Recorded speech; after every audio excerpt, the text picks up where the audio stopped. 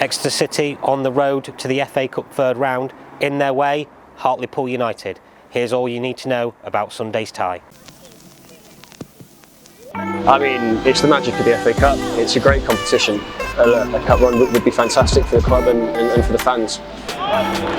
It's a heavy first touch from Jay, and then down the corner again. Seymour will keep this in down by the byline. It's a dangerous cross. It is flashed into the back of the net by Fisher.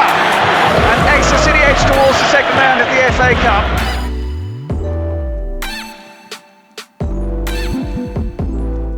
Hartlepool United have beaten Brackley and Yeovil Town to make it to this stage of the competition, and a very impressive win against Yeovil as well, 4-1 at Hewish Park. Exeter City overcame Cambridge thanks to a replay victory here at St James's Park and a goal from Alex Fisher. Down the line, looking for Seymour. This is Fisher! 1-0, 20 minutes remaining. Matt Taylor was sat in the stands for Hartlepool United's victory over Yeovil in the last round. We chatted to him about how impressive the Pools were on that night. Obviously impressive that night, 4-1 scoreline against Yeovil and worthy winners. Watched them a few times since as well in terms of the footage, most recently on Tuesday night when they demolished Chesterfield 5-1, so a team in form. Obviously new managers took over, I think this will be his 5th game in charge. We've got half an idea of what to expect in terms of personnel, but I think he's still finding his feet in terms of formation and positions on that football pitch, so it's a difficult one to prepare for. We do know there's a threat in that team. FA Cup brings memorable stories for players. We spoke to Johnny Maxted about a performance for Guiseley against Accrington in the first round where he saved a penalty in a shootout. Yeah, it got me back in the Football League.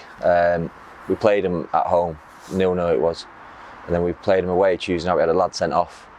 I think they ended up 1-1, I think it did, and went through to penalties and saved 2 penalties, and on the back of it Accrington signed me and got me back into the Football League, and I'm forever grateful for that. But you know, for me it was the magic of the FA Cup. That's for me, it got me there, got me where I needed to be again. So I'd say it's a massive competition for me.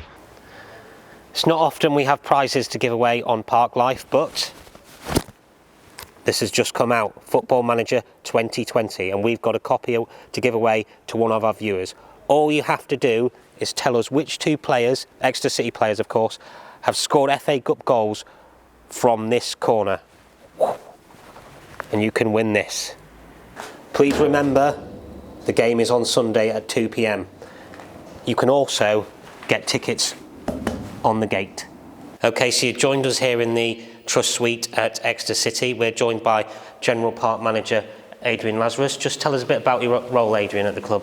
Well, I take it on the row here in the summer when there was a bit of a restructure. So my title is General Manager of the Park. So I oversee conferencing on match days, hospitality obviously on a match day, and I oversee Dawn and the team for the kiosks, and John and Luke on the bars. So quite a varied role for me, really. And just give us a bit of background into your time supporting Exeter City. Okay, well, I'm from Exeter. My earliest memories really were in the 80s with my dad. Used to stand on the old big bank near where the cowshed finished, and there's a little tea hut. So it's my early memories, probably early 80s. Tony Callow sort of days. John Shaw was the goalkeeper, so really early. And then I followed that all the way through to, I don't think I missed a game on the Terry Cooper Championship winning side. I think I went to every home game that season. And as I got older, as my career took off, I moved away from the area. So I dabbled with games when I was back into Exeter, but I always kept an eye because obviously it was my hometown club.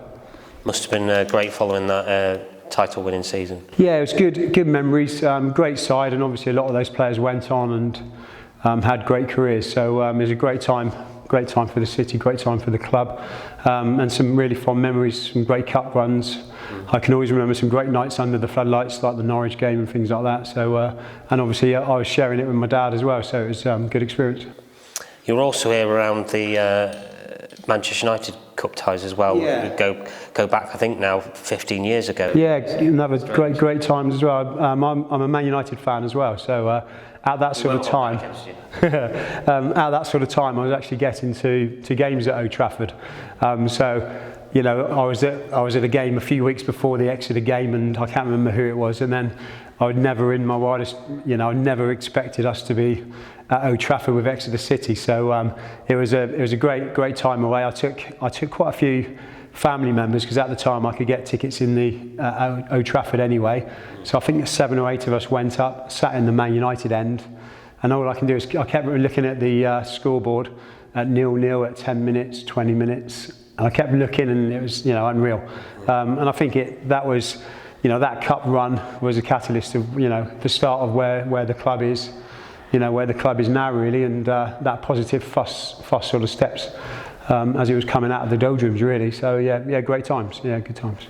It's an amazing competition, isn't it, the FA Cup? I mean, it's started back in August of this year, non-league teams going, and you get to this stage of the competition, the second round, and you're only one game away from that big tie. There's something kind of magical about it, isn't there? Yeah, it's you know, the FA Cup is so much to so many different people, and you know, I've watched them. You know, I lived away for a long time, so I watched quite a lot of lower league teams, and as soon as they had an FA Cup game, the whole atmosphere of the town or the area just changed, and you know, it's massive for these small clubs. And yeah, the early stages are really exciting, and obviously we've got a home tie this weekend, and hopefully that will, you know, hopefully if it goes well, we'll get ourselves in the hat for the third round and hopefully see what happens.